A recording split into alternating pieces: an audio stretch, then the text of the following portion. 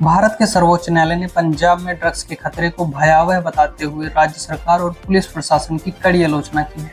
न्यायाधीश CJI सूर्यकांत की अध्यक्षता वाली पीठ ने कहा कि पुलिस केवल छोटे मोटे तस्करों को पकड़कर पब्लिसिटी हासिल करती है, जबकि बड़े नेटवर्क चलाने वाले प्रभावशाली लोग बच निकलते हैं। कोर्ट ने स्पष्ट किया कि ऐसी स्थिति में केंद्र सरकार का हस्तक्षेप जरूरी हो सकता है।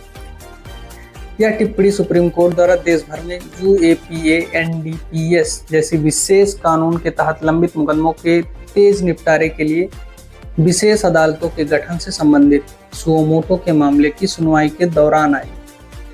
CJI सूर्यकांत और जस्टिस जोय माल्या बागची की बेंच ने पंजाब की स्थिति पर फोकस किया। CJI ने एक दर्दनाक उदाहरण दिया। पंजाब में हालत भयावह है। एक 60 साल से ज्यादा उम्र की बुजुर्ग महिला रो रही है क्योंकि उसने अपना 5वां बेटा भी ड्रग्स की लत के कारण खो दिया। उसके सभी 5 बच्चे एक एक करके मर गए। यह पिछले 2 हफ्तों में दूसरा ऐसा मामला है। राज्य क्या कर रहा है? कोर्ट दिया है। कोर्ट ने पुलिस के संवेदनशील होने की जरूरत पर जोर दिया है। पुलिस की रणनीति पर सवाल। CJI ने आगे कहा, आज मैं आपकी पुलिस फंक्शनिंग पर ज्यादा कमेंट नहीं करना चाहता, लेकिन उन्हें संवेदनशील बनना होगा। वे किसे पकड़ते हैं और किसे छोड़ते हैं यह सबको पता है।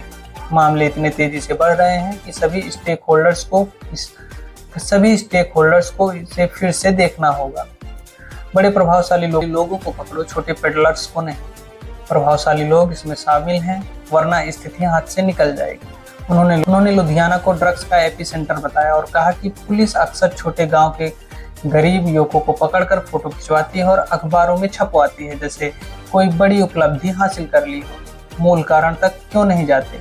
मार्केट में ड्रग्स कैसे पहुंच रही है आपकी एजेंसियां जानती हैं? CJI ने अपने पुराने जज के अनुभव का जिक्र करते हुए बताया कि उन्हें NDPS मामलों में नेस्टी पर्सन से धमकियां भी झेली, लेकिन फैसले देने से डरे नहीं। केंद्र की भूमिका पर सुझाव।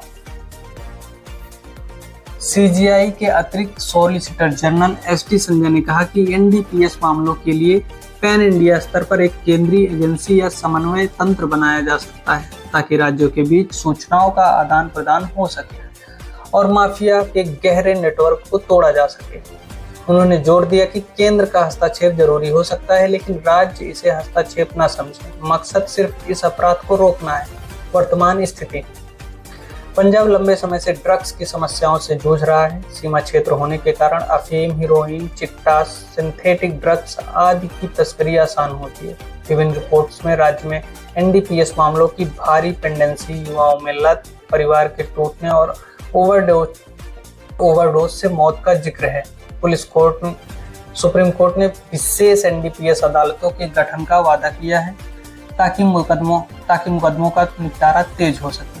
यह मामला राजनीतिक चर्चा का भी विषय बन गया है क्योंकि पंजाब में आम आदमी पार्टी की सरकार है और विपक्ष से मुद्दा बना रहा है। विशेषज्ञों और पहले के प्रयासों का संदर्भ।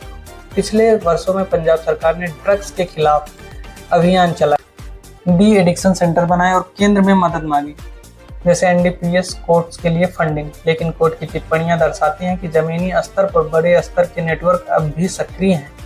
BSF, NCB और राज्य पुलिस के बीच बेहतर समन्वय की जरूरत है और पहले भी जोर दिया गया है। निष्कर्ष की बात करें तो सुप्रीम कोर्ट की यह सख्त टिप्पणी पंजाब के लिए एक वेकअप कॉल है। ड्रग्स न सिर्फ युवाओं की पीढ़ियों को नष्ट करता है, बल्कि पूरे समाज, अर्थव्यवस्था और भविष्य को प्रभावित कर रही है। अब जरूरत है कि राज्य केंद्र पुलिस, न्यायपालिका और समाज मिलकर इस समस्या का समाधान निकाले। छोटे पेडलर से आगे बढ़कर उसे सिंडिकेट को जड़ से उखाड़ फेंकने का